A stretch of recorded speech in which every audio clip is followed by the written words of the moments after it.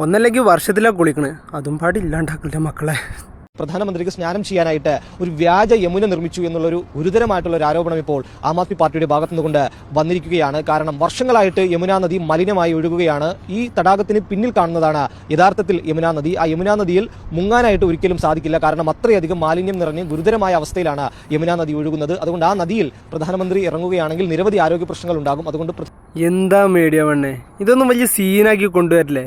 ഒന്നല്ലാന്നുണ്ടെങ്കിൽ നമ്മുടെ രാജ്യത്തിന്റെ prime minister അല്ലേ, ഇവിടെ ഒരു ചെറിയ വ്യാജ യമുന അല്ല ഉണ്ടാക്കിക്കണേ, അല്ലാണ്ട് യമുന മൊത്തത്തിലൊന്നും പോലും ഉണ്ടാക്കി വെച്ചിട്ടില്ലല്ലോ. പിന്നെ ഈ യമുനയിലൊക്കെ കടന്ന് കുളിക്കുകയാണെന്നുണ്ടെങ്കിൽ വല്ല കുഷ്ഠരോഗം പിടിക്കുകയാണെന്നുണ്ടെങ്കിൽ എന്താ ചെയ്യുക? നമ്മുടെ രാജ്യത്തിന്റെ പ്രൈം മിനിസ്റ്ററാണ്, അതെങ്കിലും മനസ്സിലാക്ക്. ഈ നാട് മൊത്തം കൊള്ളയടിച്ച് നാട്ടുകാരൊക്കെ ഭിന്നിപ്പ് ഉണ്ടാക്കിയിട്ട് ഇത് നടക്കുന്ന ടൈമിൽ ക്യാഷൊക്കെ തീർന്നിട്ടുണ്ടാവും. അത് കാരണം ഇപ്പോൾ യമുന ഒന്നും വൃത്തിയാക്കാനുള്ള ഫണ്ടൊന്നും റെഡി ആയിട്ടുണ്ടാവില്ല. അതുകൊണ്ടേ കാര്യം നിങ്ങൾ സിറ്റുവേഷനൊന്ന് മനസ്സിലാക്ക്. പക്ഷേ ഒന്നല്ലെങ്കിൽ നമ്മളെ പ്രൈം മിനിസ്റ്റർ അല്ലേ, ആ ഒരു ദയെങ്കിലും കൊടുക്കടേ. ശേ.